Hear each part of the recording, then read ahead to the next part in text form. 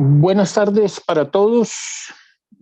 Tenemos hoy nuestro conversatorio sobre el tema que iniciamos la vez pasada, el tema número 15, el diplomado de profundización teórica en filosofía para niños. Y ese tema 15 es, como lo presenté yo hace unos días, el tema de la narración. ¿Cuál es el lugar de la narración en filosofía para niños? Este conversatorio entonces complementa lo presentado aquel día y vamos a trabajar con 4 textos básicos. Inicialmente yo había puesto los 2 textos teóricos al comienzo, pero creo que vamos a cambiar por una necesidad práctica, pero también porque igualmente no hay ningún problema. Vamos a empezar por el comentario de 2 cuentos. Los 2 cuentos los escribí yo. El primero se llama El miedo es para los valientes y es el cuento que le dan a este libro que se llama así, El miedo es para los valientes y otros cuentos para la reflexión ética. Ese cuento nos lo comentará Homero y luego Edith nos va a comentar El collar de varias vueltas, que es también el cuento central de este otro libro que se llama El collar de varias vueltas y otros cuentos sobre la justicia. Y en la segunda parte de la sesión de hoy vamos a tener el comentario ya de los 2 textos teóricos básicos, uno de Matthew Lipman que se llama El lugar de las narraciones en la educación moral y el otro de Jerome Brunner sobre las 2 modalidades de pensamiento, el pensamiento lógico, científico, paradigmático por una parte y lo que él llama el pensamiento narrativo.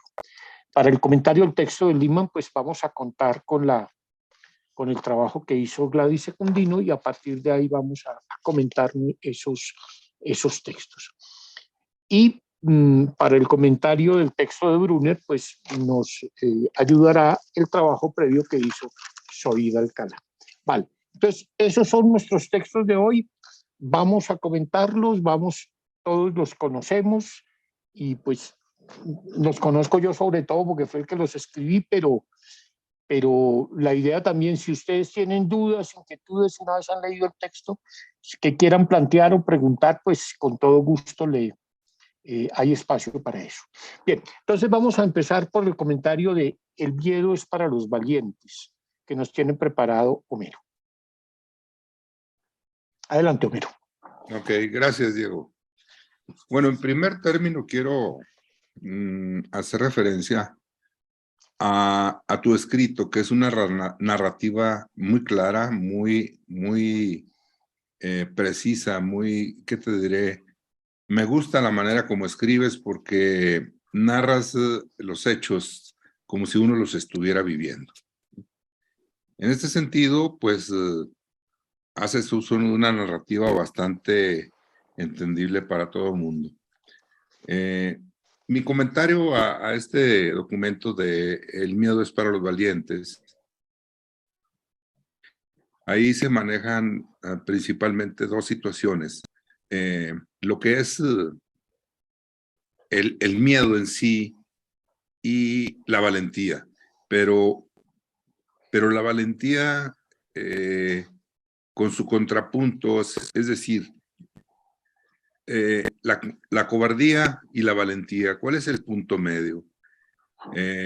O si la valentía representa el punto medio entre los 2 extremos. Bien, ahí en el relato tú empiezas diciendo que un niño llora porque tiene miedo de que algo malo le suceda a su madre, a quien van a operar del apéndice.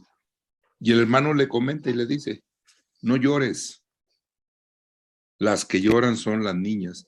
Entonces, para mí se me hace un comentario del niño bastante sexista y eso daría motivo a cuestionamientos. ¿Por qué piensa que la mujer es más débil que el hombre? ¿Por qué se piensa esto? ¿Sí?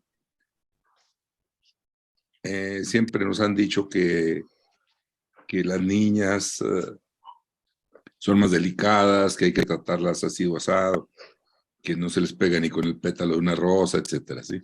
Estoy de acuerdo en muchas situaciones. Sin embargo, podemos ver que ya no es tanto así. Hay deportes donde las niñas ya compiten al igual que el hombre. Hay muchas situaciones en donde ya se encuentra la equidad.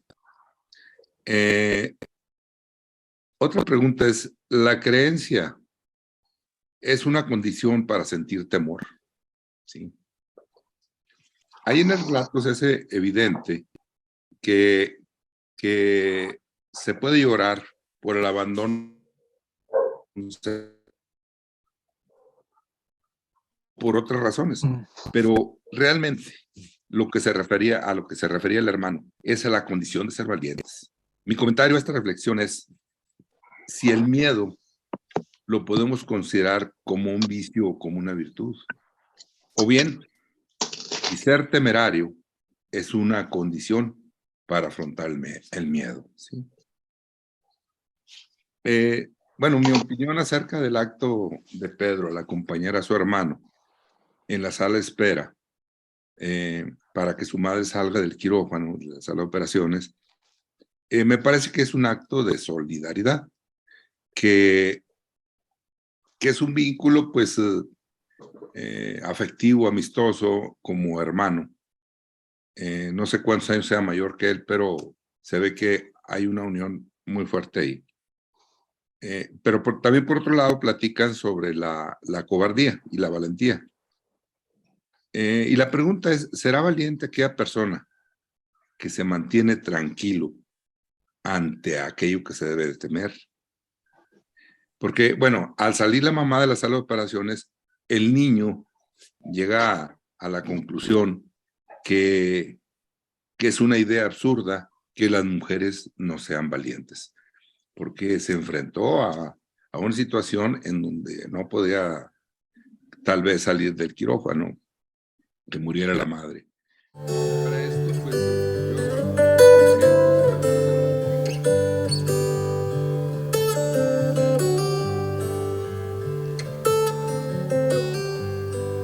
Tenemos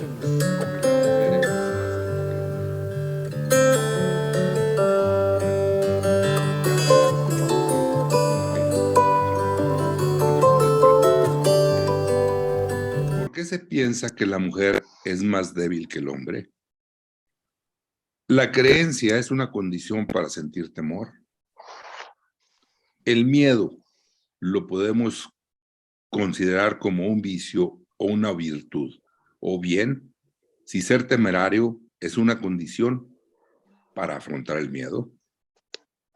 ¿Será valiente aquella persona que se mantiene tranquilo ante aquello que debe temer? Bien, esos son los cuestionamientos que yo hago porque, bueno, es, como te diré, una condición de todas las personas, el temor, ¿verdad? El temor cuando estuvimos en la pandemia, teníamos miedo de morir, miedo de contagiarnos, miedo. Pero me pregunto, toda esa situación que vivimos, ¿nos mostramos valientes? ¿Fuimos cobardes? O sea, ¿qué ha sucedido con todos esos asuntos? ¿Serán virtudes o serán vicios? Ahí están las preguntas.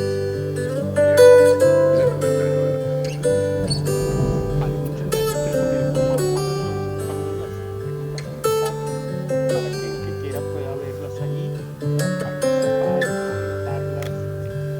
Si alguien ya tiene una primera reacción,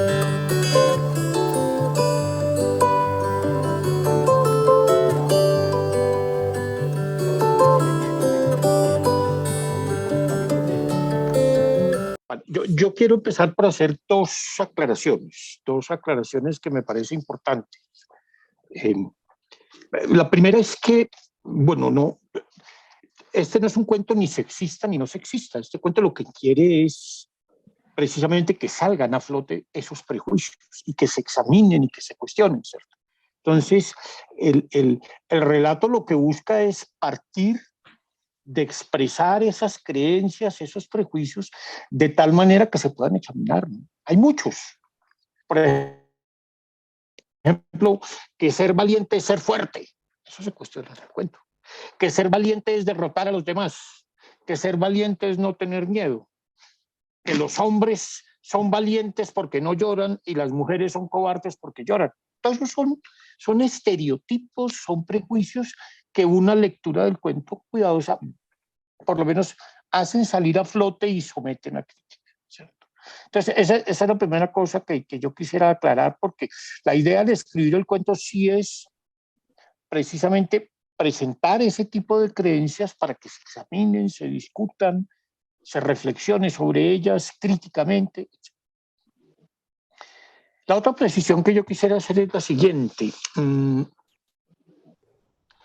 Es una precisión no solo lingüística, sino conceptual.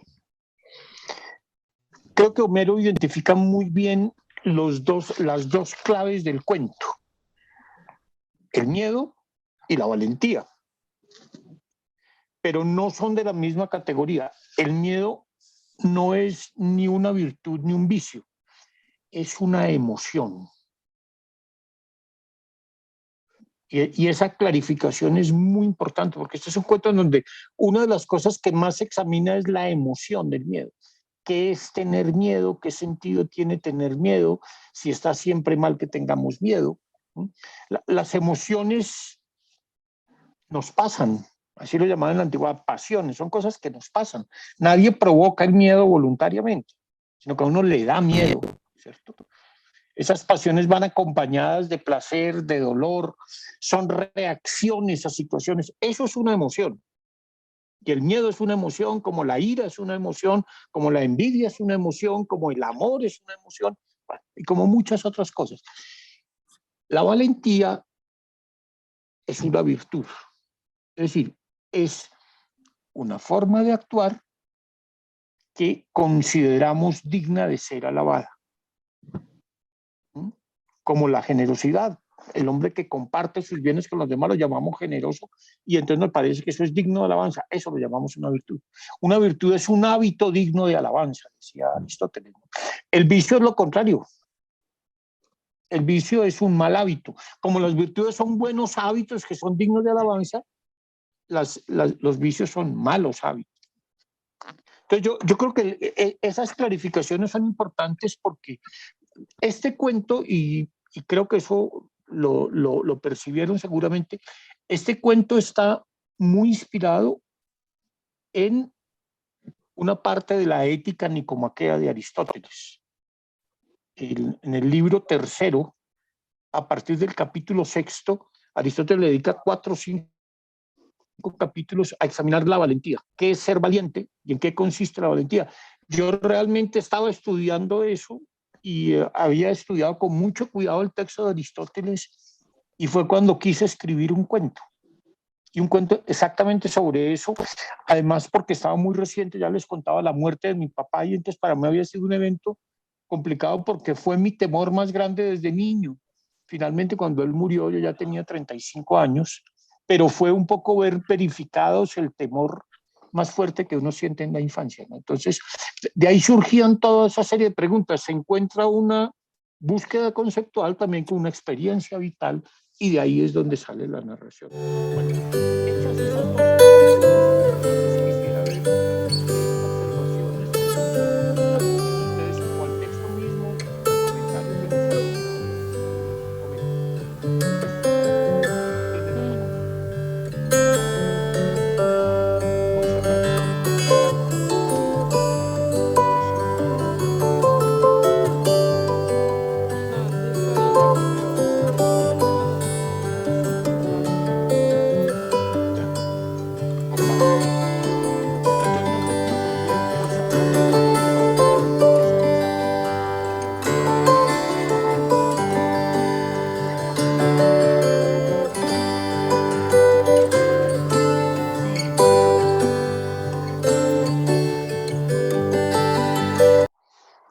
Bueno, yo voy a pensar o a compartir un poco el por qué se piensa que la mujer es más débil que el hombre, y creo que es como un estereotipo social que se ha ido manejando a través de los años y que ha servido para quitarle a la mujer un lugar importante o un lugar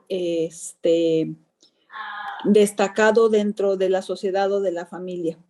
El pensar o el hacer a las niñas sentir que hay cosas que no pueden hacer porque son precisamente mujeres que tienen menos capacidad física o menos capacidad intelectual, es lo que ha llevado a pensar que es más débil que el hombre.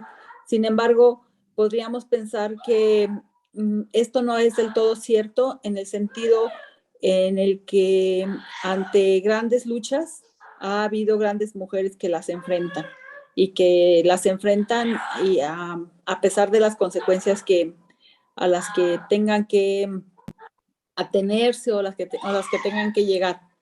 Y, por ejemplo, yo pienso un poco en una mujer, una filósofa que fue Hipatia de Alejandría, que como ella pues fue la primera mujer, podríamos decir, que habló acerca de filosofía, de geometría, de matemáticas, y que se tuvo que enfrentar pues a las creencias religiosas de ese momento y murió pues de una manera martirizada, ¿no?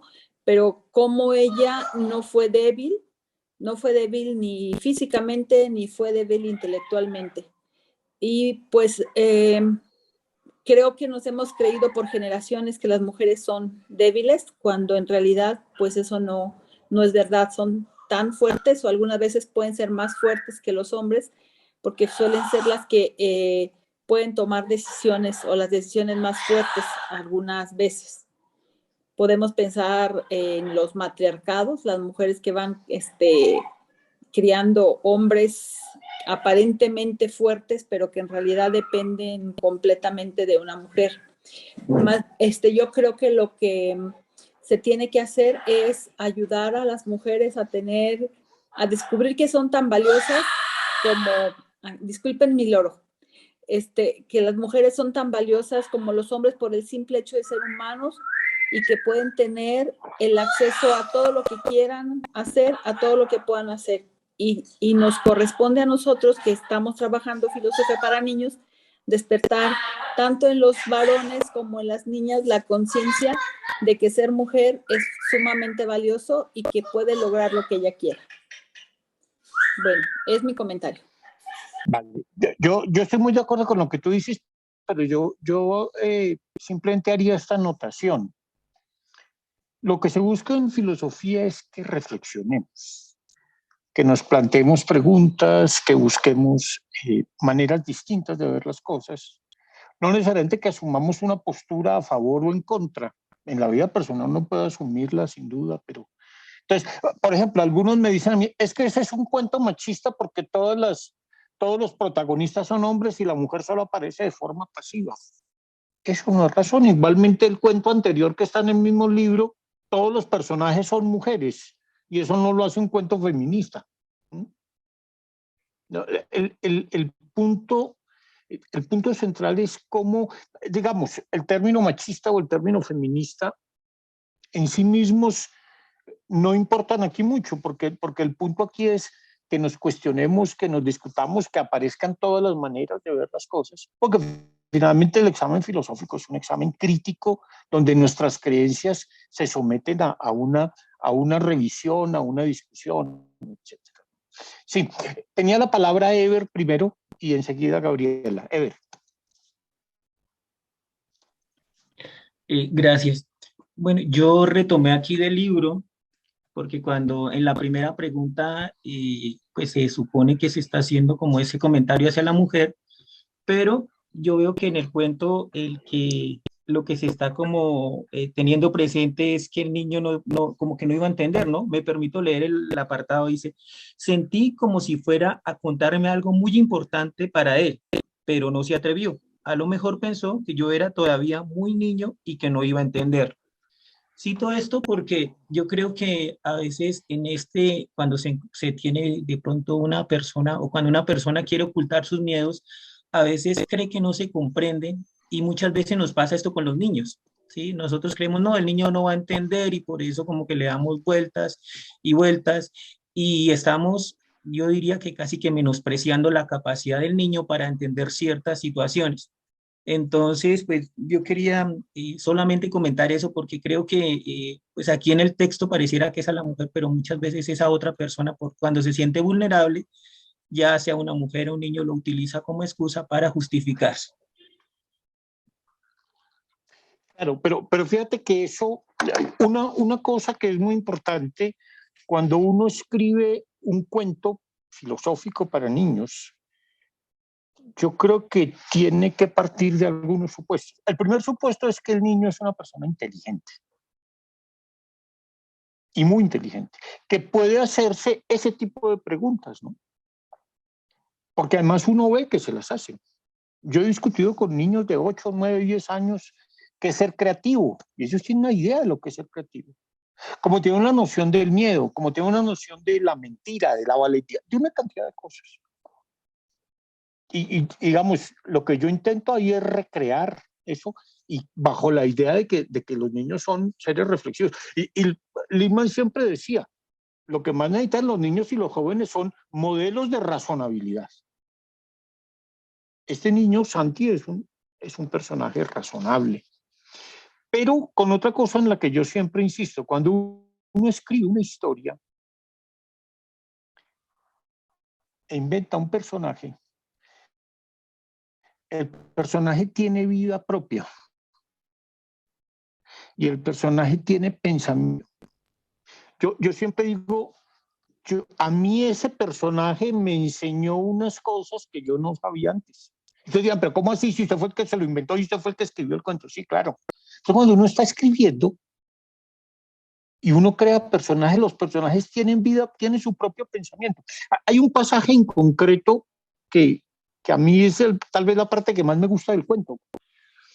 Y es cuando en un momento determinado Santi le dice a su papá que él cree que el miedo es como una señal que uno tiene en el cuerpo de que algo malo puede pasarle.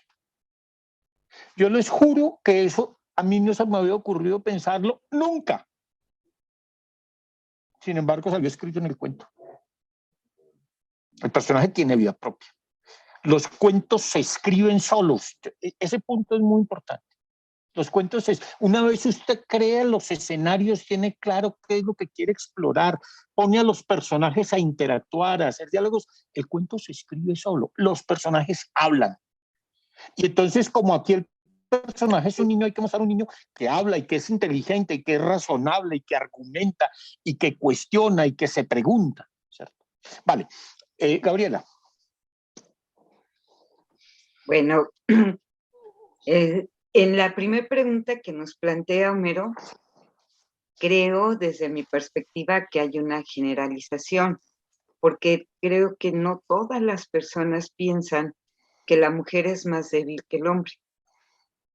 Y esto tiene mucho que ver con cuestiones culturales, familiares, con esas construcciones que vamos haciendo, donde hay algunos lugares en donde efectivamente se tiene esa creencia. Yo hablo desde mi contexto familiar. Jamás sentí o nos trabajaron de esa forma. A nosotros nos enseñaron a ver que estábamos tratando con personas, independientemente de si eres hombre o mujer, y que todos tenemos capacidades para realizar las cosas, independientemente de lo que seas. Entonces, creo que no podemos generalizar preguntando que por qué se piensa, porque no todos pensamos de esa manera. Entonces, creo que tiene que ver con una construcción social. Después me llamó mucho la atención y esta me sigue dando vueltas, a ver si ustedes me ayudan. Dice, si la creencia es una condición para sentir temor. No sé, pero creo que el temor y el miedo son cosas diferentes.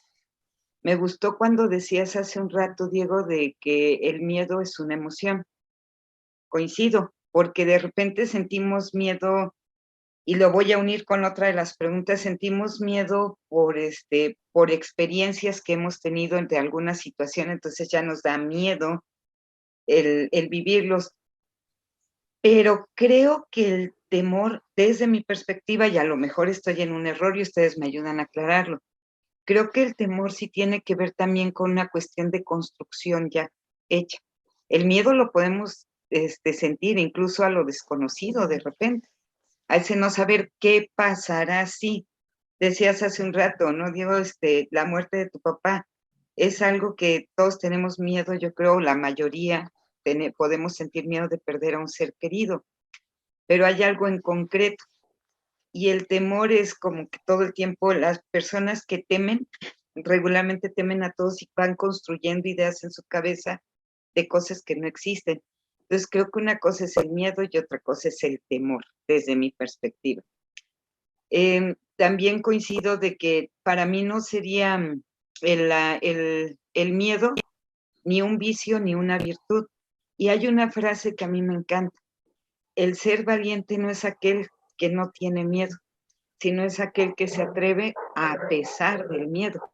Porque creo que todos ahí sí me atrevo a decir, creo que todos hemos sentido miedo a algo, a menos que sea una persona que algo no esté funcionando bien en todo su sistema y que tal vez por lo mismo no hay miedo. Y pues, no sé, la última pregunta también me llama mucho la atención. Dice, ¿será valiente aquella persona que se mantiene tranquila ante aquello que debe temer? Vuelvo a lo mismo. Y esa pregunta me gustó porque me está haciendo pensar, es lo mismo el miedo, es lo mismo el temor, y debes de temer a algo en específico o esto es una situación de cada uno de nosotros. Si aquí les pregunto, ¿cuántos de nosotros sentimos miedo cuando nos van a inyectar, por ejemplo? Habrá quien diga, me da lo mismo, o sea, no pasa nada. Habremos quienes, ¡ay, me van a inyectar!, ¿no? Es un miedo, pero no todos estamos relacionados al mismo miedo. Hay personas que incluso por sus creencias, que algo así preguntaba también por ahí Homero, a la muerte no sienten miedo de algo, sino por el contrario, es una cuestión de dicha saber que sus seres queridos están regresando al lugar donde deben de estar, ¿no? Y qué felicidad. Y hay quienes hablan que una muerte hay que festejarla tanto como se festeja la llegada de un nuevo miembro a la familia cuando nace un bebé. Entonces, creo que el miedo es algo natural en todos los seres humanos. ¿Hacia qué? Cada quien lo sabremos. Y que tiene que ver también, y que tiene que ver también en ciertos casos con las creencias que tenemos. Por ejemplo, en México es muy famosa esta frase cuando somos niños, ¿no? Va a venir el coco. No saben ni qué es el coco, pero todos lo asemejamos con algo que espanta el diablo y los niños sienten miedo al coco. Pero si yo les digo, ahí viene el coco a un niño de Colombia, pues a decir, yo quiero un agua de coco, porque a lo mejor solamente conocen los cocos que es agua. Entonces, creo que el miedo también tiene que ver con experiencia. Ok. En Colombia también existe el coco y de niño le hablaban a uno del coco. Sí, claro que sí. Hoy se habla mucho con eso, ¿no? Con los contextos, con nuestras emociones. Entonces, me encanta ese tema y creo que da para muchísimo más, pero hay más compañeros. Pero mira, Gabriela, dos observaciones. La primera es, la pregunta de Homero es muy interesante. ¿La creencia es una condición para sentir temor? Y yo creo que la respuesta es sí. Es decir, las emociones siempre van acompañadas de creencias. Si yo tengo miedo es porque creo que algo me puede hacer daño, ¿cierto? Platón lo decía muy bonito, el miedo es la expectativa de un mal posible. El miedo es la expectativa de un mal posible. Es decir, sentir miedo es sentir que hay algo que le puede a uno hacer daño. Y eso es lo que dice Santi, ¿no? Por eso es mejor sentir miedo, porque es una señal que uno tiene en el cuerpo para que le dice, cuidado que puede haber daño, ande con cuidado, ¿cierto? Y por eso es mejor sentir miedo, porque lo hace uno más precavido, más cauteloso, etc. Entonces, cualquier otra emoción también tiene que ver, por ejemplo, si yo me indigno con alguien, es porque creo que esa persona cometió una injusticia, ¿cierto? Soy indignado porque maltrato a otro. Me pongo furioso. Usted no tiene derecho a tratar así a otra persona. Esa reacción mía, esa reacción emocional, está acompañada de la creencia de que cometí una injusticia, ¿cierto? Si yo siento envidia de lo que tiene alguien, es porque creo que es injusto que lo tenga, o por lo menos porque creo que yo lo merezco más que él, ¿cierto? Las emociones van acompañadas de creencias, ¿no? Entonces uno para tener miedo, pues tiene que creer que hay algo malo. Sí, Gabriela dice, yo soy mis creencias. Claro, pero es que las creencias y las emociones están ligadas, ¿no? Uno no siente determinadas emociones, sino ligadas a determinadas creencias, ¿no? Y lo otro es, la pregunta de Homero, la última pregunta es muy interesante porque dice si es valiente aquella persona que se mantiene tranquilo ante aquello que debe temer. Lo que hace que uno sea valiente no es que esté tranquilo, creo yo. Lo que hace que uno sea valiente es que hace las cosas que cree que tiene que hacer, aunque tenga miedo, incluso aún con miedo.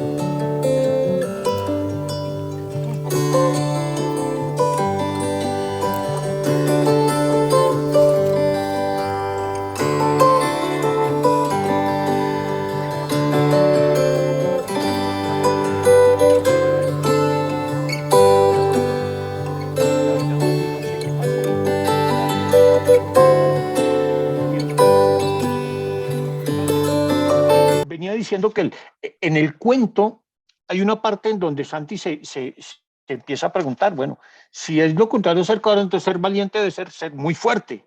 Y dice, no, yo conozco un señor muy fuerte, le pegó a otro y todo, pero era un cobarde porque para poder, tenía que tomarse un trago, ¿cierto? Ser valiente no tiene que ver, lo que determina que alguien sea valiente no es que sea fuerte, no es que esté tranquilo, sino que sabe hacer lo que tiene que hacer a pesar del miedo que tenga. Es decir, el miedo no se le vuelve un motivo de acción. Vale, Homero. Sí, rápidamente. Es que también eso viene aquí a la mesa de discusión porque aquí, al menos aquí en México, no sé si en tu tierra, existe la creencia de que si se atraviesa un gato negro es de mal agüero, de que si pasas por debajo de una escalera también es de mal agüero y te puede suceder algo. Que si se te derrama la sal, que si rompes un vidrio, que 7 años de mala suerte. Y todo. Entonces, todas esas son creencias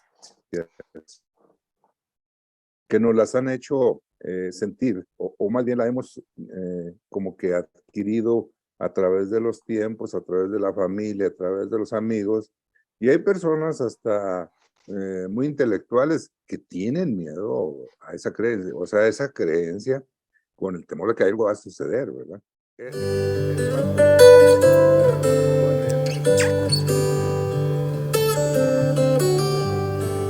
una parte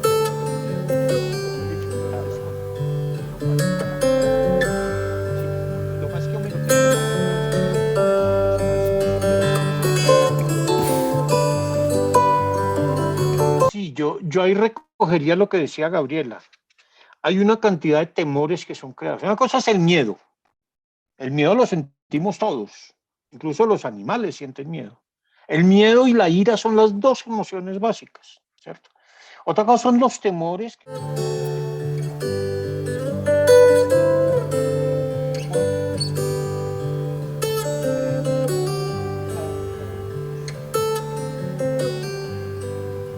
te escuchamos. Los temores son sociales, como nos decía Gabriel. Pero lo que sale en ser valiente no es no sentir miedo, importante y no se dejó sobornar. A él lo intimidaron, lo hicieron irse del país, le hicieron todo y el tipo decía, pues yo tengo miedo, me van a matar. Pero sin embargo, no dejó de hacer lo que tenía que hacer. No se dejó sobornar. Lo que lo hace, lo que lo hace valiente fue que actuó y no se dejó intimidar, aunque tenga miedo.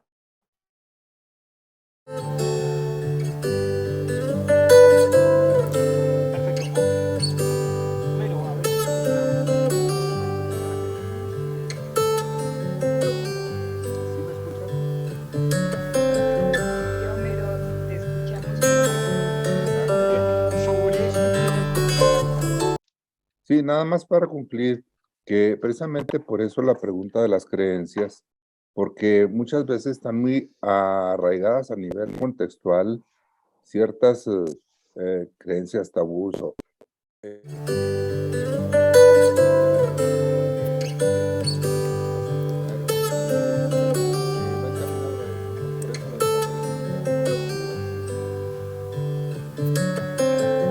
Vale, muchas gracias, Homero. Entonces vamos a escuchar el segundo comentario, que es sobre otro cuento, sobre el collar de varias vueltas. Es un cuento que ya no se ocupa tanto de una emoción como el miedo y de una virtud como la valentía, sino se ocupa de la virtud suprema de la vida humana, del criterio último a partir del cual juzgamos todas nuestras acciones, la justicia. Pero la justicia tiene muchos criterios, es decir, cuando decimos si algo es justo o no es justo, utilizamos criterios muy diferentes, a veces la igualdad, a veces la reciprocidad, cantidades. Este cuento lo que quiere es mostrar cómo se va formando una concepción de justicia y cómo hay distintas maneras de entender la justicia en una historia de un grupo de muchachos un poco más grandes. Bueno, eso es lo que nos va a comentar Edith. Entonces, adelante, Edith, tiene la palabra.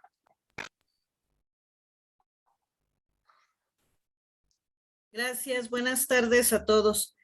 Bueno, efectivamente, lo que menciona Diego sobre la justicia, que lo estuve investigando y vi que pues es un conjunto de valores, que entre ellos pues es el respeto, la equidad, la igualdad y la libertad. Los chicos discuten qué diferentes tipos de justicia y en qué momento se puede haber justicia, quién puede impartir la justicia y quién la recibe. Esto me llevó a pensar en la clase que tuve con los chicos la semana pasada de filosofía, que hablábamos con tercero de preescolar sobre el respeto, y me hizo como recordar mucho el texto de Diego, en el sentido de que tienen claro qué es el respeto, pero en qué momento lo puedo aplicar. Siempre va a ser aplicable a mí y quién puede impartir el respeto. Porque si me preguntaban, bueno, es que si yo doy respeto, ¿por qué mi compañero no me respeta? ¿O en qué momentos dejo de ser respetuoso? Todas estas cuestionantes se me hicieron muy empáticas con el texto, porque era similar, aunque en el texto yo relaciono que son niños o jóvenes, mejor dicho, y no pequeños como en preescolar, pero se me hacía mucha la similitud, porque a lo que yo investigué de que el respeto pues es parte de la justicia, y en algún momento sí tocaron el tema de la justicia a los chicos, al decirme es que no es justo que yo respete y él no me respeta. ¿Cómo le hago para que me respete? Ya te he dicho que me respetes, cosas que ellos se decían muy de frente, muy claro, pero que a final de cuentas es como yo lo pensaba en las preguntas. ¿Puede existir la justicia verdadera y falsa? Y con esto de la clase de los chicos, entonces también, o sea, las preguntas también se me fueron justo al respeto. ¿Existe el respeto verdadero y falso? O sea, ¿en qué momentos los puedo aplicar? ¿Quién puede impartir el respeto? Pero en este caso, mis preguntas cuando se lo envié a Diego era de la justicia como principio moral, puede determinar a que se viva honestamente. Existe la justicia verdadera y la falsa. Si se da algo sin esperar algo a cambio, soy una persona justa. Y de verdad, cuando damos algo, se da sin esperar recibir algo a cambio, porque lo relaciono mucho con los chicos de la clase, porque justamente salió de que hubo un cumpleaños y dice, es que él no me respetó porque yo en su cumpleaños sí le di regalo y ahora que fue el mío no me dio regalo, entonces eso no me respetó. Y ahí se hizo como una pequeña deliberación con los chicos, ¿en qué momento es respeto? Si te doy un regalo y tú no me devuelves el regalo en mi cumpleaños, entonces ya no es respeto, entonces ya no es justo que yo dé regalos. Fue muy interesante y sobre todo asociarlo con los chicos en la semana anterior. Mis comentarios hasta aquí. Vale. ¿Nos puedes poner a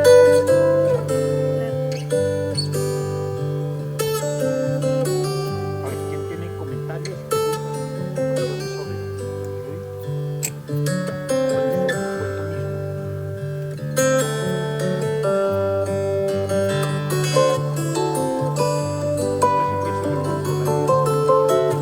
Edith. Ya, Edith planteó un problema muy interesante que es el del respeto. Aquí en este cuento no está el tema del respeto propiamente, pero están muy relacionados. Porque el respeto, Jean Piaget decía eso muy bellamente, el respeto es el sentimiento básico de la vida moral. Es decir, toda la moralidad, todo el sentido de obligación que uno tiene hacia otras personas nace del sentido del respeto. Es decir, uno para poder actuar bien, lo primero que necesita es sentir respeto. Las personas que no tienen respeto para otros, pues no tienen principios, ¿no? La persona que no respeta es una persona que no tiene ningún tipo de comportamiento valioso, ¿no? Un niño que no se acostumbra a respetar, sino que se acostumbra a que hace lo que se le da la gana e impone a la fuerza lo que quiere, pues ese no puede tener un comportamiento moral. La primera base de todo la vida moral es el respeto, es el sentimiento, que ayer lo decía una frase muy bella, dice que es el sentimiento básico de la vida interindividual. Sí, la vida moral, la vida política, la vida en comunidad existe porque podemos respetar. Esa es la primera condición. Cuando se falta el respeto, se rompen las condiciones básicas de la justicia. Lo que nos ha pasado, por ejemplo, en sociedades como la colombiana y la mexicana con el narcotráfico fue eso. Se perdió el respeto más elemental. Un narcotraficante llegaba, eso pasaba mucho en Bogotá y en Medellín, un narcotraficante llegaba a un restaurante y hacía cerrar el restaurante. Y decía a todo el mundo, yo pago la cuenta de todos, pero ustedes no se van hasta que yo diga. A unos decían tan generoso, no tan generoso, no, el tipo lo secuestró 3 horas, así les haya pagado la cuenta del restaurante, ¿cierto? Cuando se rompe el respeto no hay posibilidad de justicia. Ese es un primer elemento clave. Ahora, este cuento se centra más que en el respeto en la justicia y en los criterios de la justicia. Porque lo que Ernesto, el muchacho protagonista, es a explorar en qué consiste la injusticia, ¿no? Yo siempre cuento, este cuento tiene un origen también muy preciso. El cuento empieza en un diálogo que yo tuve, en una situación que pasó en mi casa con mis hijos. Yo tengo un hijo que le lleva 6 años a mi hija y entonces, en ese entonces él debía tener unos 12, 13 años. Yo le llevé un regalo a mi hija y él se puso furioso, no me miraba, no me hablaba y a la hora de la comida me dijo, le dije, bueno, ¿qué te pasa? Me dijo, es que me trataste injustamente. Le dije, ¿por qué? Me dijo, porque le trajiste un regalo a mi hermana y a mí no me trajiste nada. Le dije, pues otra vez te traigo a ti, no le traigo a tu hermana, o le traigo un regalo a tu mamá. Es que es un regalo, no es. Tú tienes que tratar a tus hijos en condiciones de igualdad, me dijo. Ya tenía 12 o 13 años. Y bueno, los voy a tratar en condiciones de igualdad. Durante los próximos 6 años no te voy a traer regalos a ti, porque tú le llevas 6 años de regalos a tu hermana. Y ahí empezó toda la discusión, ¿no? Ahí empieza el cuento. Yo luego eso lo complemento con otras cosas, con situaciones de la escuela, con las relaciones con los amigos, con una cantidad de cosas, pero finalmente el problema todo es, ¿qué es la justicia? ¿Cuándo la justicia depende de que haya igualdad? ¿Cuándo la justicia depende de que haya reciprocidad? Si todo lo que si uno da un regalo, lo justo es recibir un regalo a cambio. Ahí están en cuestión, son los criterios de la justicia fundamentalmente. Bueno, esa era la primera aclaración que quería hacer.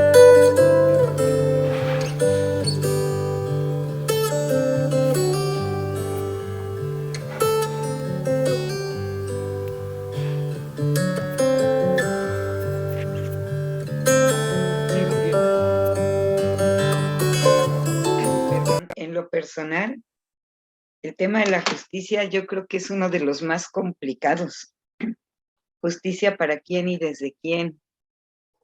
Yo, desde mi perspectiva, pienso que la justicia tiene que ver con varios conceptos que la conforman. Creo que la igualdad en derecho debería de ser, o sea, tener derechos como pues lo escuchamos tanto, ¿no? Derecho a la educación, derecho a la salud, derecho a la alimentación, incluso a la diversión. Pero creo que también la justicia tendría que basarse un poco en la cuestión de la equidad, de ser equitativos, no sé si al momento de dar solamente, sino también de tratar de resolver algo, porque la justicia no está únicamente en el dar, sino también cuando se imparte para ciertas cosas, ¿no? Un ejemplo, la evaluación, desde mi perspectiva, es uno de los actos más injustos que cometemos, porque evaluamos a todos por igual. Y cada personita, cada niño, cada adulto, cada persona que presenta un examen es diferente, tiene habilidades, capacidades diferentes. Ojo, dije al inicio, es un tema que me cuesta mucho, muchísimo. Me encanta, pero me cuesta mucho. Y esta parte de dar algo sin esperar, algo a cambio, no sé si tenga que ver realmente con ser justo o con ser una persona con un estado emocional en un justo medio donde te desprendes por el placer de desprenderte de algo, ¿no? Y creo que esta parte me encanta esa pregunta y todavía me está retumbando esta de, ¿puede determinar, dice la justicia como principio moral, puede determinar que se viva honestamente? Creo que si somos personas justas, sí, tendría mucho que ver, porque a veces vemos la justicia ya sea en un ámbito penal o ya sea en un ámbito de justicia social, pero creo que la justicia tiene mucho que ver con esto, con la honestidad. Ser justo, o la justicia, mejor dicho, porque creo que son cosas diferentes, creo que la justicia tiene que ver con hacer, dar, repartir, ejecutar, no desde ti, sino desde la congruencia que debes de tener y siendo honesto. Por ejemplo, ¿será justo que yo castigue a un niño o a uno de mis hijos? Pongamos un ejemplo, ¿será justo que yo castigue a uno de mis hijos, perdón, que deje de castigar, perdón, era al revés, que deje de castigar a uno de mis hijos, de imponerle una sanción, cuando sé que ese hijo o esa hija tomó algo que no era suyo? Y a veces jugamos, creo que aquí entra mucho la doble moral para la cuestión de la injusticia. Lo que aplico en casa, fuera de casa no lo aplico porque no entran emociones, sentimientos, afectos. Es un tema súper complicado, pero muy bonito. A ver, fíjate, yo creo que en parte nos hemos desviado un poco del objetivo, porque el tema de hoy no es ni la valentía ni la justicia. El tema de oír la narración. Lo que pasa es que aquí nos metimos un poco en una narración y nos planteamos los problemas que esto nos plantea, ¿cierto? Mi experiencia cuando he trabajado estos cuentos con niños siempre ha sido que ellos se enganchan fácilmente, que esas preguntas sobre el miedo, esas preguntas, ellos las tienen mucho porque ellos tienen un sentido de la justicia, ¿no? Entonces, que dicen, me trataron injustamente, lo decía ahora Edith, ¿no? Si yo respeto a otro y el otro no me respeta, ahí hay una injusticia, ¿cierto? Entonces, evidentemente, digamos, estos cuentos muestran un poco cómo la narración, si está pensada como digamos, como un ejercicio filosófico, puede enganchar a los alumnos a pensar problemas filosóficos, sin tener que dar una lección previa. No hay que dar una lección previa sobre lo que es la justicia, lo que es la valentía. Hay que...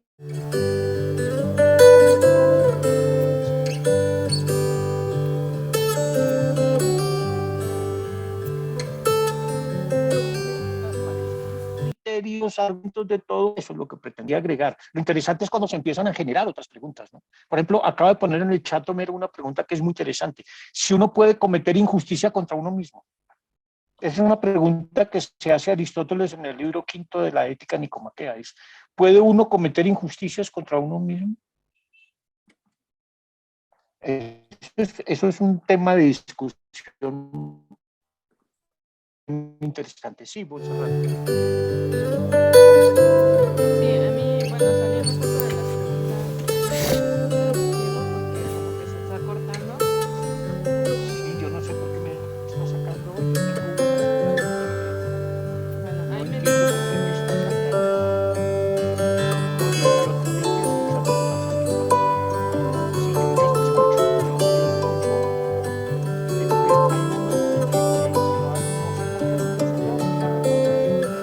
sé por qué se va un carro. Sí, hay algo que corta la grabación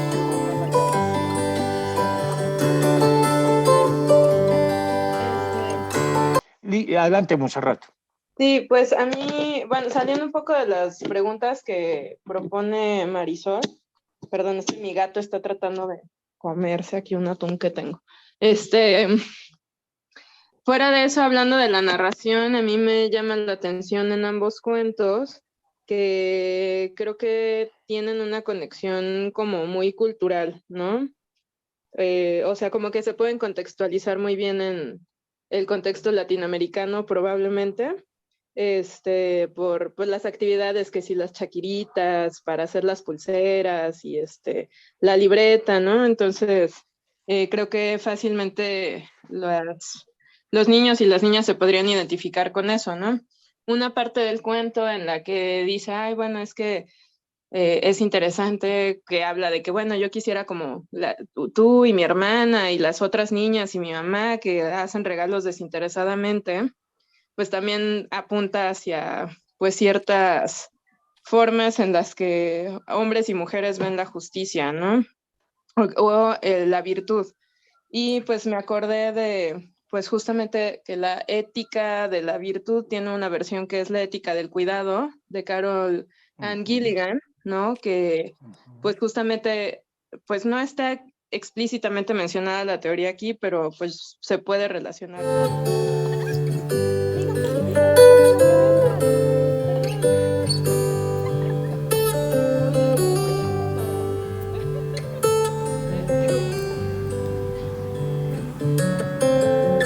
Sí, esa nota es muy importante.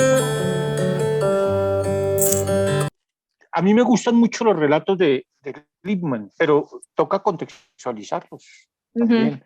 Yo cuando traduje a Lippmann siempre hice el esfuerzo de pensar eso metido en la mente de un niño de Colombia, que es el país que conozco, ¿cierto? Porque pensar narrativamente es eso, pensar narrativamente es hacer filosofía, pero metido en la vida de otro, vivir desde dentro los interrogantes que vive un niño. Sí. Y el modo como uno entiende los interrogantes que tiene un niño a partir de la tradición filosófica, eso es filosofía para mí, ¿cierto? Sí. Y pues y bueno, tiene también... Sí, Perdón. dime, Monserrat. No, continúa y ahorita te digo otra cosa que pensar.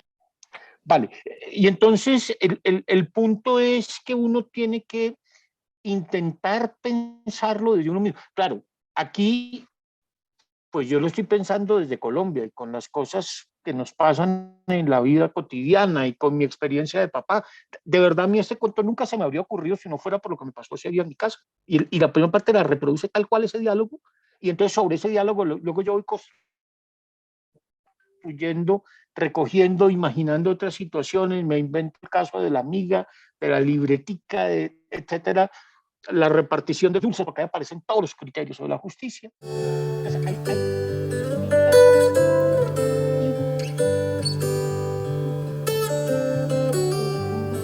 un componente.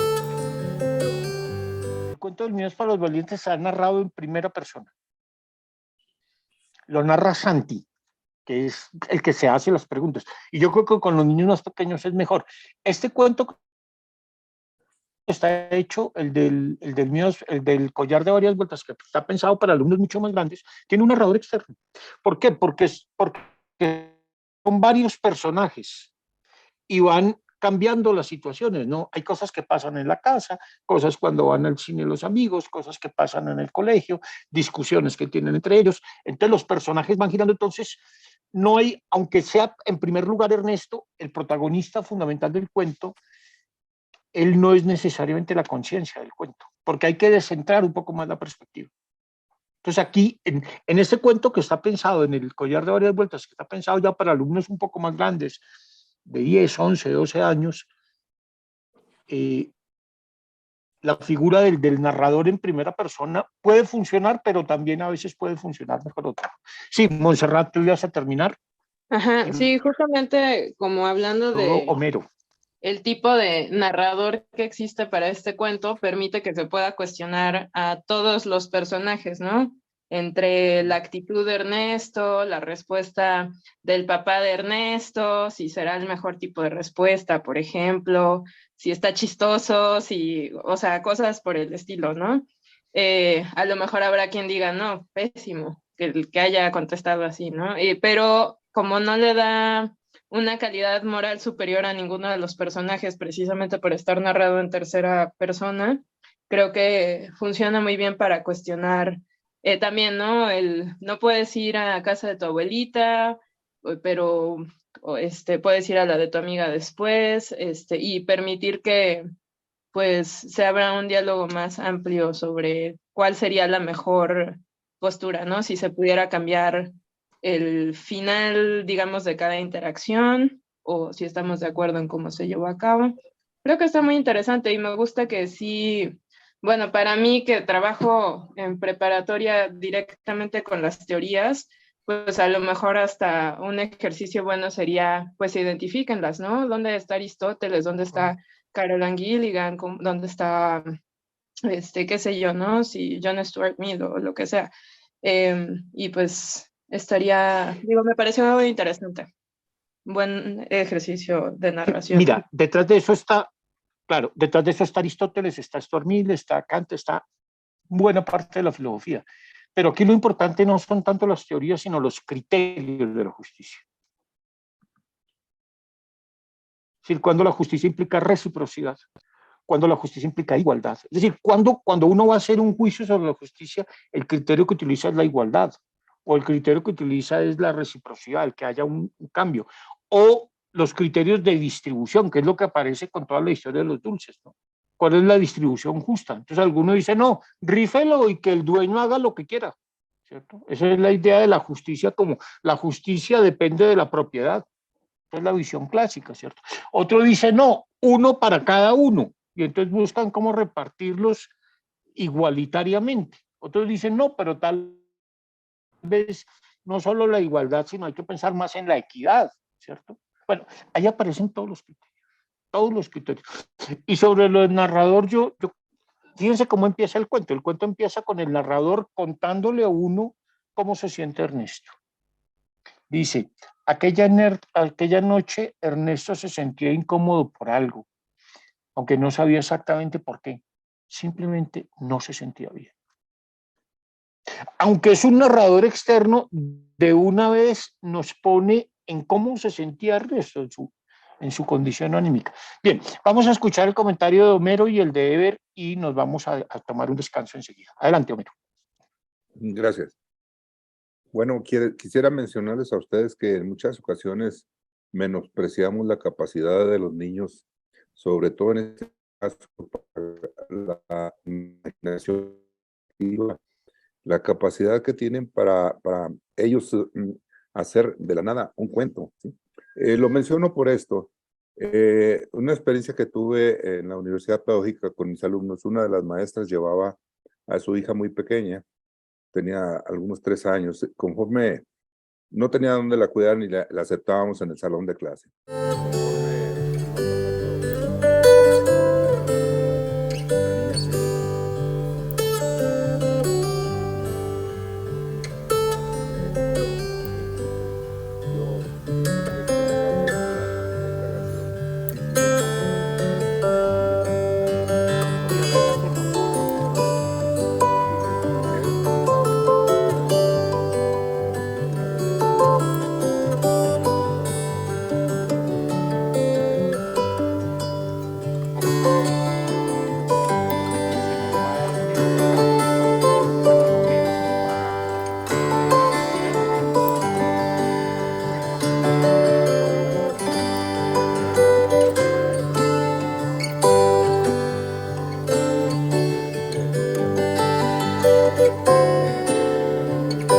El hecho es que la niña, cuando pasaba cada quien a leer un párrafo, también le tocaba a la niña, ella no sabía leer, ¿sí? Sin embargo, ella hablaba nada más y decía cosas, y luego le pasaba la lectura a la persona siguiente, ¿sí? Cuando termina el curso de estas personas, dijo, yo quiero leer un cuento. No tenía ningún cuento, Diego. No, ella agarró un libro en blanco y hizo una narrativa excelente que ya quisiéramos mucho haber tenido la imaginación y la precisión para poder haber escrito eso, ¿sí? Esa es una situación que debemos de explotar, de explorar más para poder sacar provecho del modo de pensar y narrar de los niños. Es todo, Diego. Claro. Y el modo de preguntar también. Para escribir una historia de estas hay que cultivar mucho la escucha del niño. Hay que intentar entender cómo piensa el niño. Ese ha sido mi esfuerzo siempre. Por eso estudiar psicología infantil, por eso yo he recogido a lo largo de años preguntas y preguntas de niños, las analizo, las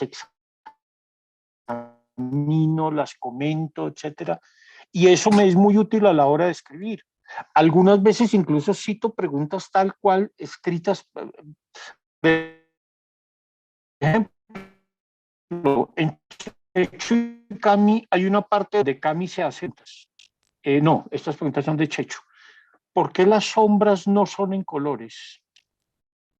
Yo nunca me había hecho esa pregunta. Esa pregunta se la escuché una vez a un niño. ¿Por qué las sombras no son en colores? Y luego más adelante esa pregunta se va explorando en la misma novela, ¿no? ¿Por qué las estrellas solo salen de noche y no salen nunca de día?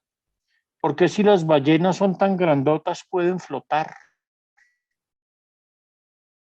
Entonces, eso es pregunta, ¿no? Entonces uno tiene que tener y tiene que apelar también a la capacidad narrativa de ellos, que es lo que cuenta Homero, ¿no? Entonces tienen que poder promover la imaginación, imaginarse situaciones absurdas, etc. Vale, Ever, y hacemos nuestro descanso. Adelante, Ever. Gracias.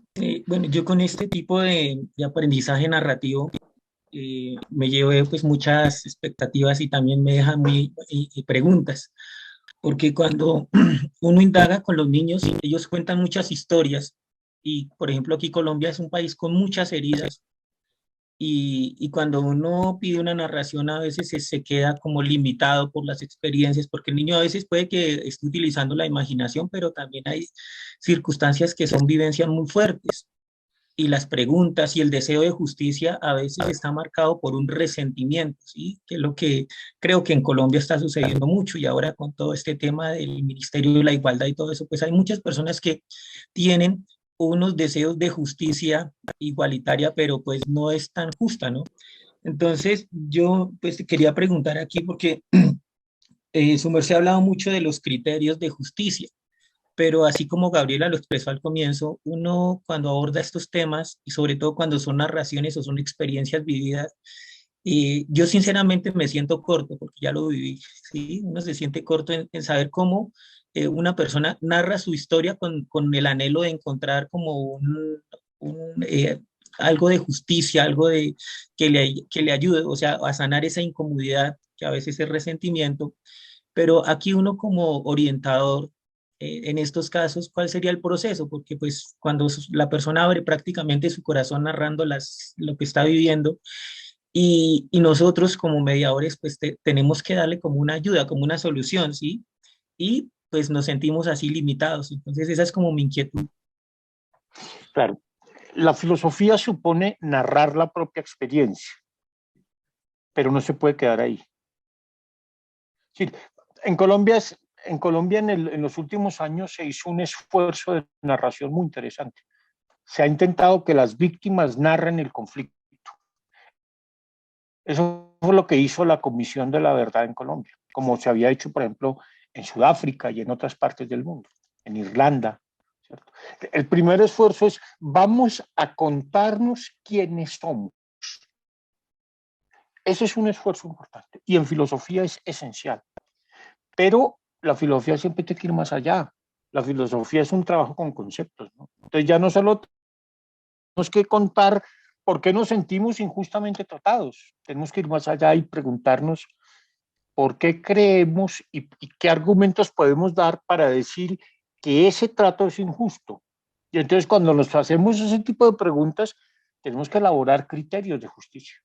Este cuento lo que busca es eso, que elaboremos criterios de justicia, ¿no? Que examinemos criterios de justicia. Y entonces, claro, yo desafortunadamente este cuento todavía no le he escrito un manual para ayudar en toda esa exploración, pero algo de eso, si ustedes quieren, en mi canal de YouTube hay unos videos donde yo explico como el origen, el sentido de este cuento, la justicia, sus criterios y cómo eso se aplica en el cuento. Entonces ahí pueden verlos, porque yo creo que el trabajo sí es explorar la noción de justicia. El trabajo filosófico supone que los niños narren su experiencia, pero que vayan más allá de narrarla, reflexionen sobre ella y reflexionen conceptualmente, no simplemente den opiniones, no, elaboren conceptos para comprenderla mejor. Vale.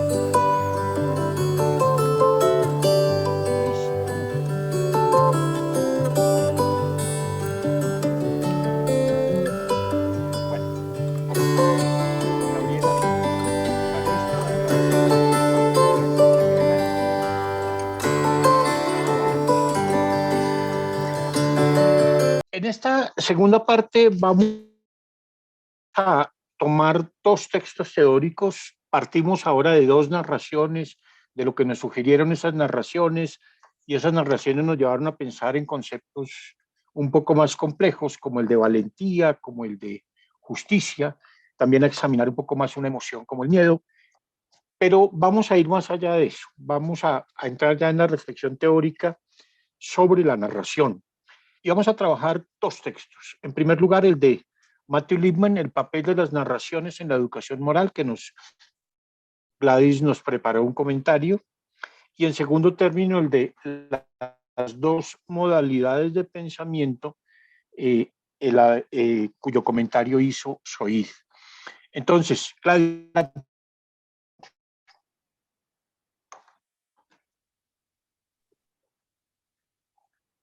Bueno, yo les voy a platicar un poco del tema que seguramente ya todos leyeron, que es el papel de las narraciones en la educación moral. Pues bueno, nos habla son 5 pequeños temas donde habla precisamente de ese papel que tienen las narraciones. Y ya en la clase pasada, Diego nos hablaba de cómo incluso la vida es una narración, ¿no? Y ahí hace una pequeña síntesis de por qué la vida, que incluso la vida es una narración, los puntos, las comas, de los momentos, ahora sí que esa analogía entre la vida y una narración. No, pero lo que a mí me llamaba la atención era la parte donde habla de por qué a los niños les gusta mucho escuchar una narración y luego otra vez la misma narración y otra vez la misma narración. Y sí, ¿no? Yo creo que los que trabajamos con niños es algo que es muy común. Como que ya leímos el cuento y otra vez quieren ese cuento y otra vez ese mismo cuento. Y entonces dice que es que esas narraciones son para los niños como una pequeña masa que lo escuchan y lo asimilan y luego lo vuelven a leer y lo vuelven a asimilar y eso los ayuda a ir pensando mejor, ¿no? Pero me detenía a pensar de la importancia, y lo ponía al principio de mi texto, de que creo que no me había dado yo el tiempo o la oportunidad de detenerme a pensar lo importante de las narraciones, y yo creo que por eso Littman se basa de ellos, porque son las narraciones, y depende, bueno, también del tipo de narración, que engancha a los niños, sobre todo cuando esa narración la pueden como asimilar con una parte de su vida. Cuando ellos encuentran una relación con lo que ellos están viviendo, enganchan más rápido su atención. Entonces, se me hace muy interesante esa parte de lo que viene sobre la narración y la importancia que tienen. Y yo decía, bueno, pues por eso yo creo que ese tipo de narración de Littman, porque hay personajes, aunque también me llama la atención la parte donde dice, bueno, probablemente el niño cuando esté leyendo, sea a lo mejor empático con la persona que está pasando alguna situación en el cuento, pero en la vida real ya no es empático con lo que le pasa a otra persona que le esté pasando, digamos, lo mismo que ese cuento, ¿no? Que el personaje del cuento. Yo decía, bueno, pero ¿por qué? Porque puede ser empático en la historia y no en la vida real. Bueno, era una de las preguntas, creo que no la puse, pero tenía yo esa, dije, ¿cómo puede ser? Porque en el texto sí, y en la vida real, donde se supone que el niño debe de poner en práctica, pues no sé, la empatía, los valores y demás, no lo llega a hacer, pero creo que no puse ahorita ese comentario. Bueno, y realmente el tema se me hace muy interesante, ¿no? Todo el tema de las narraciones, sí, de la narración. Y mis comentarios, mis preguntas básicamente las centré en las que voy a poner. Y bueno, ya creo que ya menciona también, ya seguramente lo leyeron en la parte de... ya se me perdió. Bueno, que las narraciones deben de buscar fortalecer también los juicios, desarrollar juicios, reflexiones en los niños, ¿no? Eso creo que es lo que busca principalmente la narración, que desarrolle la reflexión, el análisis, los juicios de los pequeños. Y déjenme, les pongo acá las preguntas.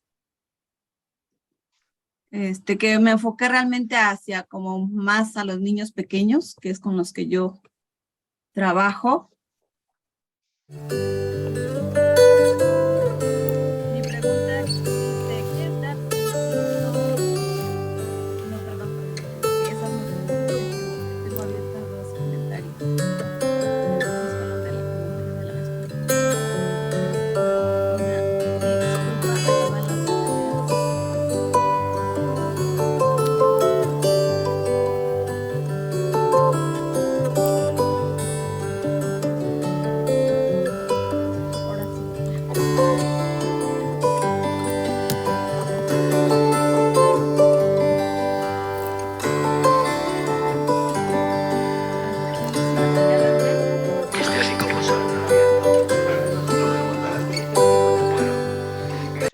Una de las razones fuertes para Littman, para trabajar con narraciones, es esa que tú acabas de decir, fortalecer la capacidad de juicio.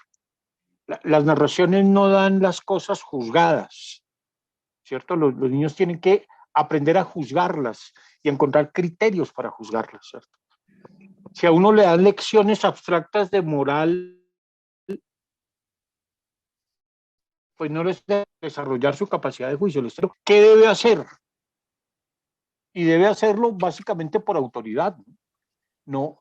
Entonces, un papel esencial de la narración en la educación moral es eso, que realmente si uno quiere fortalecer el juicio de los niños y de los jóvenes, su capacidad para juzgar situaciones, pues tienen que narrarlas y mostrar todos los elementos que hay en esa situación, ¿no? Sí, entonces ya tiene las preguntas, por favor, nos las Ya, presentas. aquí están. La una la volví a poner porque salió cortada en la primera, pero sí, la primera es, ¿de qué depende que algunos niños estén más interesados en las narraciones que otros? Bueno, porque me ha tocado ver que hay chiquitos que les encanta que les lean. Me lees, pero hay chiquitos que no. O sea, no, por eso la pregunta de qué depende que algunos niños estén más interesados en las narraciones y otros no. La pregunta 2, esa sí está más arriba. Dice, ¿las narraciones de los cuentos que encontramos en las bibliotecas escolares pueden ayudar a desarrollar una educación sensata? Bueno, porque habla en el texto justamente de desarrollar una educación sensata, que básicamente es racional y con juicio, ¿no? Entonces, es la pregunta, ¿no? Si esos cuentos y esos textos que tenemos nos ayudan a desarrollar esa educación sensata. La número 3 ¿son las narraciones de los cuentos una preparación para la vida? Y 4, ¿hay alguna diferencia cognitiva o de desarrollo entre niños que tienen constantes narraciones en sus vidas y niños que por su contexto no están en contacto con narraciones? Vale, entonces, por favor, Gladys, nos las pones en el chat para que las podamos mirar. Ya están. Sí, ¿no? ¿O no? Vale, entonces, sí, entonces está abierta el comentario, quien quiera, pues, pide la palabra y yo voy a empezar por un comentario breve, ya le doy la palabra a Edith, y es sobre la última. Yo sí soy de los que creo que sí hay una diferencia cognitiva fundamental entre el niño al que le leen cuentos y al que no le leen cuentos. Y eso es el niño que desde que es pequeño le leen cuentos, le cuentan historias de todo tipo, historias fantásticas, también historias reales, que es una persona que tiene una visión del mundo más amplia. Y el que no lo resiente. A mí me hizo pensar mucho eso, algo que pasó hace unos años, no me pasó a mí, le pasó a una alumna mía en la universidad. A esta alumna, ¿qué le pasó? Que un día ella, al lado de la Universidad Javeriana en Bogotá, hay un parque grande que es el Parque Nacional. El Parque Nacional en Bogotá es un sitio muy bonito y entonces y ella se iba en los ratos que tenía libre en la universidad, se iba al parque y tenía un lugar donde iba poca gente y ella leía cuentos y los leía en voz alta. Y de golpe un día descubrió una cosa, vio un niño escondido detrás de un árbol y entonces se fue a buscarlo, le dijo, ¿tú qué haces acá? Entonces el niño le dijo, es que a mí nadie nunca me leía cuentos. Y yo sé que tú tales días vienes acá y tú no te has dado cuenta, pero yo leo cuentos, yo escucho los cuentos que tú lees. Y entonces y se formó una amistad muy linda entre un niño que vendía dulces, era un niño muy pobre que vendía dulces ahí cerca, y esta alumna, y bueno, luego ella me lo contó y me fue contando, leían de todo, ¿no? Uno nota el niño que sí necesita, las narraciones son un alimento vital en la vida del niño, ¿no? Y yo creo que hay una diferencia cognitiva. El niño necesita narraciones y buenas narraciones. Edith y enseguida María José. Gracias. Coincido totalmente contigo en la pregunta 4. En la 1, ¿de qué depende que algunos niños estén más interesados en las narraciones que otros? No lo sé, pero también no lo hemos cuestionado. Yo creo que uno de los factores es de que en casa no les leen. Siento que ese es el principal factor. Yo, como les comento a las titulares de aquí de grupo, de que si ellas no tienen algo que dar, ¿cómo lo van a dar? O sea, si no lees tú como maestro, ¿cómo puedes decirle a un niño, ponte a leer? O sea, así de simple. Yo considero que ese es el principal factor de que si no les leen en casa, no pueden estar interesados en algo que desconocen. que claro, cuando se les lee en la escuelita, en el salón, donde quieras, ahí puede haber el interés. Como dice Diego, se pueden leer diferentes cosas. Me retomo ahorita con nuestros niños que se están leyendo leyendas. Entonces están muy metidos en la cuestión de leyendas, no nada más en las terroríficas, sino en todo tipo de leyendas. Y están muy entusiasmados por esto. Ahora, ¿cómo motivamos nosotros a las familias para que los niños sigan interesados en las narraciones?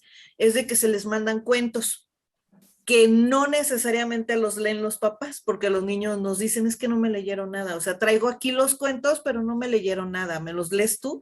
O me los pueden leer en el salón. Entonces, creo que tiene que ver mucho por esa parte, de que en casa se tiene que fomentar esto. La número 3, que dice son las Mira, narraciones. me dejas, yo agrego algo ahí, Edith. Sí. Yo hace unos años me invitaron a un congreso sobre la lectura en Medellín. Bueno, yo hice una ponencia y tal, pero me llamó mucho la atención dos cosas. Uno era un médico director de una clínica donde la clínica trabajaba con niños con cáncer. Piensen ustedes lo que es un niño que tiene cáncer. Eso es una situación absolutamente dramática. Un niño que tiene que apartar de su casa, que tiene que someterlo a una cantidad de exámenes impresionantes. Y este médico descubrió una cosa que para él era muy interesante y era el valor que tenía la lectura para estos niños. Y entonces empezó a llevarles libros y les leían cuentos y fue creando todo una... Y él decía, mire, usted no se imagina, y lo está hablando como médico, usted no se imagina los efectos sobre la salud de los niños con cáncer que ha tenido la lectura de cuentos. Y él mostraba con decía, mire, nosotros antes de implantar esto, nuestros resultados eran tal, y lo mostraba técnicamente, es decir, la lectura de cuentos tiene un efecto terapéutico impresionante. Y el modo como, hay una pregunta de Gladys que es muy interesante que tiene que ver con las bibliotecas públicas. En ese encuentro también había gente de un pueblo cercano a Medellín que tenía una biblioteca pública y entonces contaban todas las estrategias que habían desarrollado para llevar los libros a casa, para traer... Había una serie de estrategias muy interesantes porque realmente el poder leer sí desarrolla la capacidad de juicio, le ayuda a uno a manejar mejor sus emociones. El texto de Bruno Bettelheim, que yo siempre les recomiendo, el psicoanálisis de los cuentos de hadas, sobre todo la introducción, es muy significativa para entender eso. Sí, qué pena, Edith.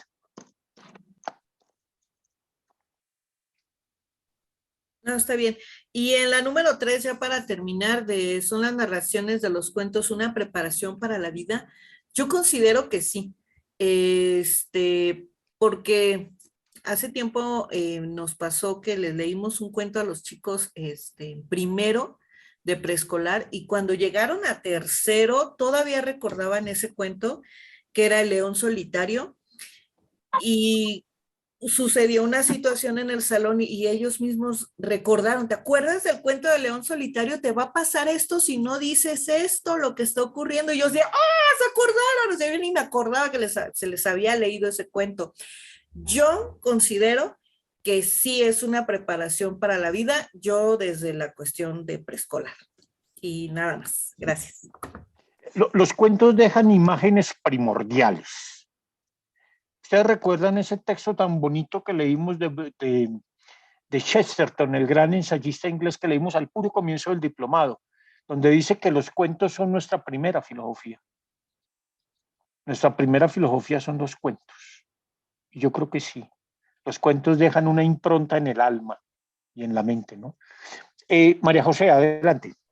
Sí, gracias. Coincido con Edith. Creo que el contexto de nuestros niños depende muchísimo o influye muchísimo en cómo ellos van a tomar la lectura. En mi caso, con los niños de la escuela vespertina es un contexto pues complicado en situación de, o sea, pandilleros, violencia dentro de las familias. Y una vez, una de las niñas que está en 6º grado, tiene 11 años, le pregunté que por qué no leía a la hora que todos estábamos leyendo. Ella por lo regular sacaba su libreta de matemáticas y se ponía a hojear la libreta. Y una vez se me ocurrió preguntarle que por qué no leía pues su libro de lecturas y me dijo que porque eso pues no iba a aprender nada, que mejor prefería ver lo que venía en los problemas de matemáticas y de eso sí iba a aprender. Volteando un poco a ver el contexto de la niña, pues es una niña que ayuda a su mamá vende en los tianguis, tiene un puesto, se encarga mucho de sus hermanos menores, entonces creo que ese contexto pues la ha hecho cambiar su perspectiva y pues no sé en qué medida la idea que tengan los papás sobre la lectura, sobre la escuela, pues también influye en esta parte. Y bueno, en otro sentido, también he notado, por ejemplo, ahora con un grupo de tercero de preescolar, que se les da todo el ambiente de lectura, pero los niños no logran concentrarse en los momentos en que se les lee. No sé qué tanto tenga que ver con su cuestión de autorregulación, también a lo mejor no se ha encontrado una lectura que realmente, como decía Edith, le sea significativa y que esto a lo mejor pues puede cambiar su perspectiva, ¿no? Pero sí coincido en que el contexto de los niños, de los propios padres de los niños y pues esta parte de encontrar a lo mejor alguna historia que te enganche y a partir de ahí pues ir buscando más experiencias. Yo quisiera, sin embargo, poner un aspecto crítico en esto. Yo creo que todos los que nos hemos interesado por la educación de los niños sabemos del profundo valor de los cuentos. Es decir, si hay algo absolutamente esencial en la vida de un niño es que se le lean cuentos. Les da perspectiva, les da mundo, les da lenguaje, les cultiva su imaginación, les ayuda a comprender mejor sus emociones. Tiene unos efectos maravillosos. Tiene unos efectos, yo lo diría retomando lo que dice Lippmann, unos efectos profundamente morales. Y la literatura, la buena literatura, sin tener que ser moralizante, puede ser un vehículo de reflexión ética muy interesante. Yo siempre recuerdo, a mí me gustan mucho las ejemplares de Cervantes. Las novelas ejemplares son relatos más cortos que Cervantes publicó después de la primera parte del Quijote. Son historias, el celoso extremeño, el licenciado Vidriera, bueno, son varios. Y entonces él cuando las introduce dice que son novelas que quieren invitar a la gente a que piense sobre ciertos temas, ¿cierto? Un tema que a Cervantes le interesaba mucho era los celos, por ejemplo. Entonces él escribía historias sobre eso. Bueno. No se trata de que la literatura sea para moralizar, pero la literatura puede tener, digamos, puede llevarnos a reflexionar sobre problemas morales. Pero no toda lo logra bien. Y Lippmann mismo nos llama la atención contra dos tipos de relatos que no son los adecuados. Uno, la literatura moralizante, la literatura que tiene una moraleja determinada, predeterminada. Parte de la literatura infantil fue escrita con un afán moralizante en el siglo XVIII. Entonces muchos de los cuentos tenían, bueno, y esto es para que tú aprendas tal y tal cosa. No, deje que el niño lo explore. Que él mismo saque las conclusiones, no les moralizantes a partir de lo que lee. Deje que él... La otra literatura que tampoco es adecuada para esto es la literatura heroica o la literatura hagiográfica, las historias de santos. El mismo Lippmann lo dice, los cursos de educación moral suelen especificar las conductas prohibidas e incluir cuentos en los que aparecen héroes o santos. El énfasis en que estos ejemplos se ponen en lo extraordinario proporciona poca ayuda para el papel que la sensatez debe desempeñar en las situaciones corrientes que constituyen la mayor parte de nuestra existencia. Sí, leer historias de héroes no nos hace más sensatos. Pueden ser útiles, pero no necesariamente, pueden generar admiración, respeto, pero no suelen ayudar a desarrollar el juicio moral, que es el punto clave para él. Cómo las historias que leemos nos hacen más razonables, más sensatos, más prudentes, capaces de entender mejor las situaciones, de tomar mejores decisiones, etc. Bueno, vamos al último comentario. Soid nos preparó un comentario sobre el texto de Jerome Brunner, es un pasaje del texto de Jerome Brunner que se llama Dos modalidades de pensamiento, donde él distingue entre el pensamiento paradigmático o lógico científico y el pensamiento narrativo. Yo la vez pasada presenté una serie de diferencias en unos cuadros que están en el video de la vez. Vamos a escuchar el comentario de Soid, que creo que tiene aportes muy interesantes. Adelante, Soid. Ok. Bueno, el texto que yo leí se llama Dos modalidades de pensamiento de Jerome Brunner. Y comienzo mi comentario haciendo una introducción y recordando que justamente Brunner fue uno de los primeros teóricos que revisé en mi formación docente, ¿no? ¿Quién nos recuerda este concepto de andamiaje? Que nos decía en su teoría que era una especie de ayuda que le tenemos que dar a los alumnos para que vaya superando o vaya comprendiendo algún tipo de conocimiento y que en algún momento tenemos que retirárselo, ¿no? Son los primeros conceptos que yo recordé con Brunner, pero en este texto él retoma la idea general de la existencia de dos modalidades del funcionamiento cognitivo. Él nos habla de el relato y el argumento como modalidades que son al mismo tiempo irreductibles, pero que pueden converger entre sí, o sea, que pueden tener cierta relación sin que una sea dependiente de la otra. Relato y argumento, comento aquí que pueden ser una especie de bucle recursivo al estilo moriniano, en el sentido de que una invita a la producción de la otra. Y también hago una especie de analogía con esa frase que muchos hemos escuchado cuando en los matrimonios se dice, no puedo estar contigo, pero tampoco puedo estar sin ti. Es una cuestión que a lo que hice una analogía con respecto a la relación que existe entre el relato y el argumento, ¿no? Planteo una primera pregunta, no es de las tres que voy a escribir ahorita, pero es una pregunta que me ayuda a seguir reflexionando. En primera, ¿no necesita un argumento catapultarse de un buen relato para legitimarse a partir de la aplicación en la vida cotidiana? En el sentido de que a la ciencia necesita en sí aplicaciones prácticas para poder legitimarse como una estructura o como una especie de conocimiento ya acabado, ¿no? Que puede ser comprobable. Y pregunto de una manera contraria, si el relato no es en sí mismo una construcción literaria que connota algún tipo de argumento. Es decir, si los textos, la literatura, no traen implícita en sí algún tipo de argumento que algún autor, que algún escritor, que algún filósofo en estos casos quieran darnos a conocer, como en el caso de las novelas de Lippmann, ¿no? Pero como todo buen tema filosófico, es necesario un poco de coherencia lógica que combine con esa transgresión de la realidad de un elemento como el otro. Aunado a lo anterior, si el relato es creado por un artista y el argumento por un hombre de ciencia, ¿puede entonces el científico privarse de su condición o de su función creativa? ¿Qué tan recomendable sería un científico que no tenga desarrollado el pensamiento creativo o que no le dé importancia a esa esfera del conocimiento?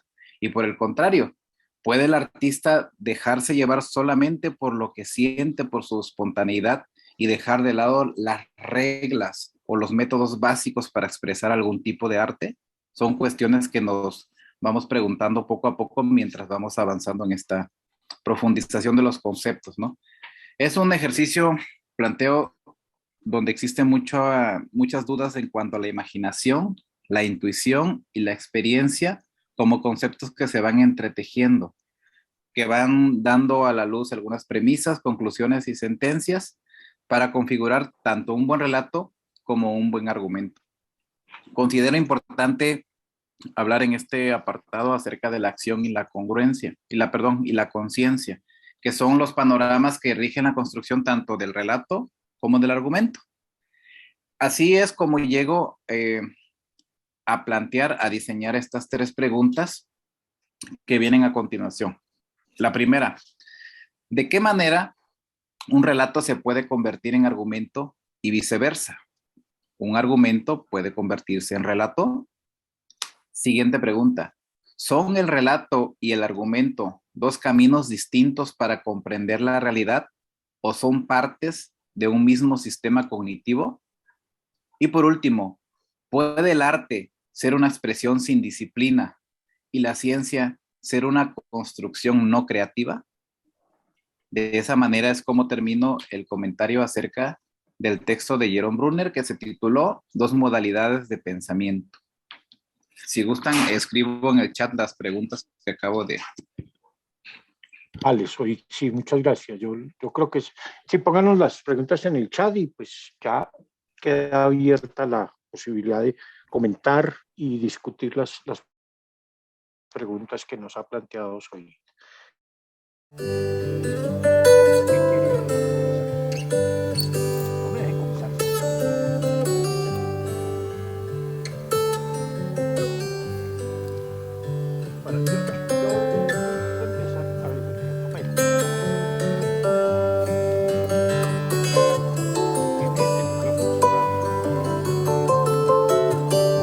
Con relación a la primera pregunta que haces hoy, ¿de qué manera un relato se puede convertir en un argumento y viceversa? Yo recuerdo que hace ya algún tiempo, algunos años, las circunstancias que viví en la universidad me llevaron a aprender cine y fotografía. Entonces, se debe escribir un guión sobre una idea, ¿verdad? Y ese lo vas elaborando conforme, es decir, no está todo hecho, sino conforme va avanzando el relato de la película, debes ir anotando en tus, ¿cómo se llaman? Estos scripts donde llevan al lector, es decir, al actor, ¿verdad? A seguir al pie de la letra lo que dicen el relato. Pero realmente el que realiza el relato, vamos, todo un conjunto de gentes, que el del make-up, que el de el guionista, etcétera, etcétera. Son todos en conjunto los que nos llevan a una presentación visual que te agrade o que te ponga tenso, etcétera, ¿sí? Entonces, yo pienso que el relato, ¿sí? Lo tiene que elaborar aquella persona que lleva en su mente la idea de lo que quiere escribir. Un ejemplo, Apocalipto, que fue una película de Mel Gibson. ¿Sí? El relato tal vez diste mucho de la realidad. ¿Sí? Sin embargo, muchas cosas también bien logradas, vistas desde el punto hermenéutico, ¿no? Por ejemplo, el vestimento, los tatuajes, etcétera, etcétera. Pero eso también lo tiene que ver el que narra, ¿verdad? El que escribe. Entonces yo creo que las dos cosas están muy ligadas, pero sin embargo, se requiere un argumento, primero. ¿Qué es lo que voy a escribir? ¿Sí? ¿Y cómo lo voy a relatar? ¿En qué sentido lo voy a relatar? ¿Sí? O sea, tiene sus formas, tiene sus modos, tiene sus cosas de ¿cómo te diré? Pues no es tan sencilla, pues, ¿sí? El escribir y el relatar o narrar.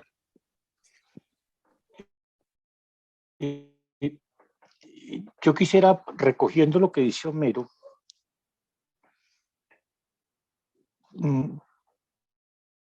pedir que tuviéramos en cuenta esto.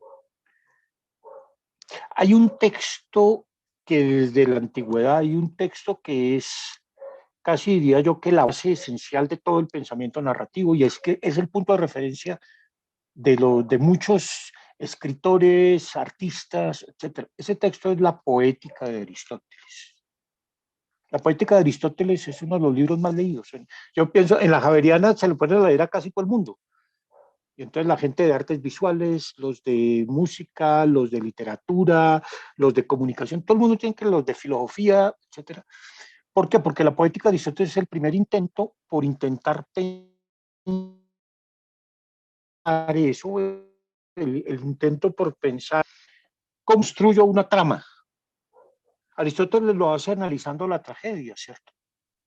Y él dice que la base de toda la trama es el argumento. La parte de Diego es muy bonita, es mitos. Mitos quiere decir relatos. El argumento es la trama de acontecimientos. Sobre eso él va a poner otra serie de elementos adicionales, ¿no? Entonces hay que pensar un poco en el lugar que tiene la música, etcétera, en el lugar que tiene cada uno de los elementos de la tragedia, ¿sí? Entonces, ¿por qué digo todo esto? Porque en realidad un argumento se convierte en relato. Usted tiene todo el conocimiento de la lógica formal, ¿cierto? Pero tuvo que meterse en la mente de un muchachito de 12 años para empezar a desarrollarlo desde dentro, ese argumento. No simplemente como la lección de un libro, las reglas son lógicas son estas, aplica estos ejercicios. No, cómo uno llega a descubrir que hay unas reglas del pensamiento y cuáles son esas reglas, ¿cierto? Porque se mete en el argumento y lo va recreando narrativamente, ¿cierto? Lippmann recreó narrativamente la lógica formal. Lippmann recreó narrativamente muchos problemas de ética en un texto como Elisa, ¿no? También hay otros que hay otras maneras de hacerlo. Por ejemplo, no sé si ustedes han visto los buenos escritores de historias clínicas. Hay unos médicos que han hecho de la historia clínica una obra maestra. Yo recuerdo particularmente dos. Uno, Sigmund Freud. Usted lee los textos de Freud y los textos de Freud son historias clínicas. Entonces le cuenta a uno el caso de Juanito, o le cuenta el caso famoso del doctor Skreber en Alemania, que fue un caso terrible, impresionante. Sobre eso se escribió un libro famoso, El asesinato del alma, que es un caso de una paranoia, bueno, describe cantidad de casos, pero las va contando como historias clínicas, ¿no? La psicopatología de la vida cotidiana de Freud es un análisis de él mismo, porque se le olvidaban ciertos nombres, y entonces toda la trama de intentar. Freud hizo de la historia clínica una obra maestra.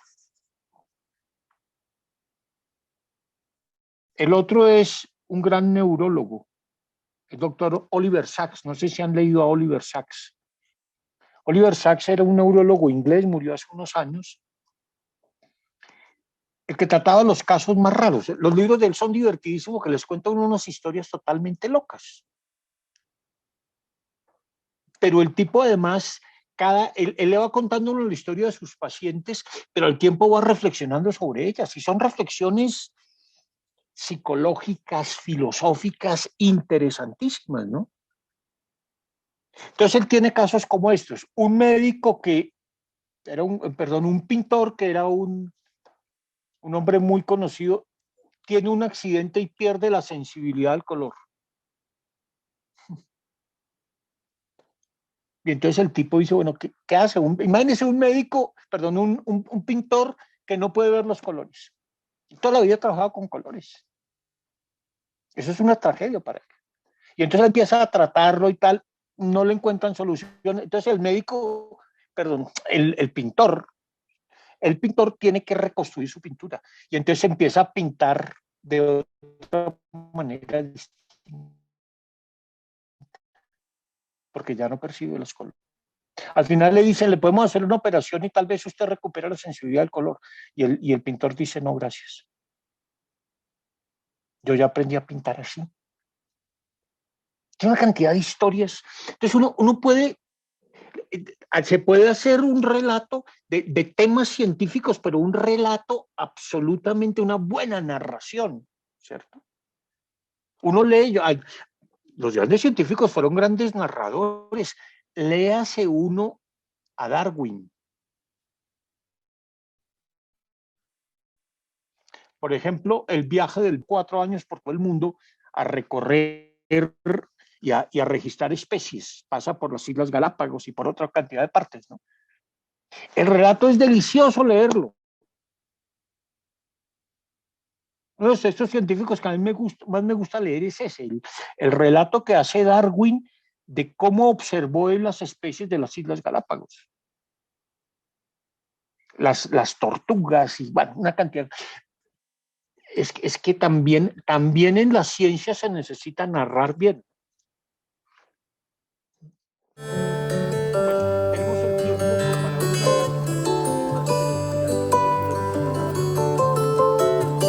que alguien más quería.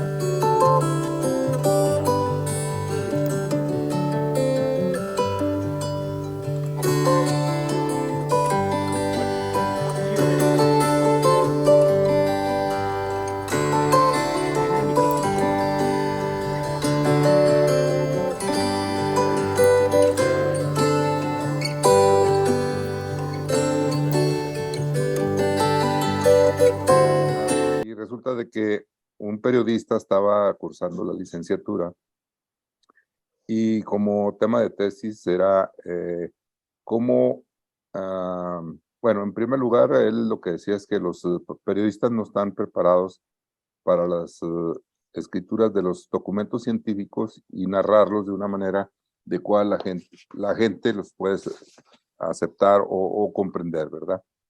Entonces, él se asesoraba de gente que iban a escribir sobre biología, pues se asesoraba con ellos, pero él como periodista tenía que relatarlos de una manera que el pueblo los entendiera, o sea, que no que no utilizara él tanta palabra que la gente no entendía de la ciencia y cómo hacérsela más digerible a la gente en general, ¿verdad? Porque escribía para un periódico. Y eso es precisamente una habilidad para narrar cuestiones científicas hacia la gente que no tiene ni idea del conocimiento científico, ¿verdad? Claro, pero es una habilidad que se cultiva. Y eso es muy importante. En filosofía somos muy malos narrando porque siempre tendemos a explicar, aprendemos teorías y entonces creemos que con la teoría lo explicamos todo y tal. Uno en filosofía necesita narrar mucho. A mí me costaba mucho escribir un cuento hasta hace unos años, pero muchísimo, muchísimo. Yo no escribí un cuento hasta casi los 40 años. Y para hacerlo tuve que preparar el espíritu durante bastante tiempo. Como leyendo mucho, leyendo muchos cuentos. A mí, por ejemplo, me encantó. Hay 2 tomos que sacó Anaya, se llaman Los cuentos de la China milenaria. Los cuentos tradicionales chinos son absolutamente hermosos, absolutamente divinos. Me conseguí una edición linda y yo me la pasaba leyendo y le leía a los amigos los cuentos, me los aprendía y los repetía. Y entonces era toda la historia, por ejemplo, del monje que hablaba con los pájaros y cómo, bueno, era bellísimo. Entonces empecé a leer cuentos y muchos cuentos. Cuando quise escribir historias de animales, me empecé a leer cuánto cuento de animal existía. Entonces me leí los cuentos de Horacio Quiroga y me leí, porque es que uno tiene que preparar al espíritu. Uno, si quiere ser un buen narrador, también tiene que leer muchas historias. García Márquez dice que se leyó muchísimas novelas, pero cientos, miles de novelas para escribir el amor en los tiempos del colegio. En filosofía necesitamos narraciones, leer cuentos, historias, crónicas y escuchar la manera de narrar de los niños.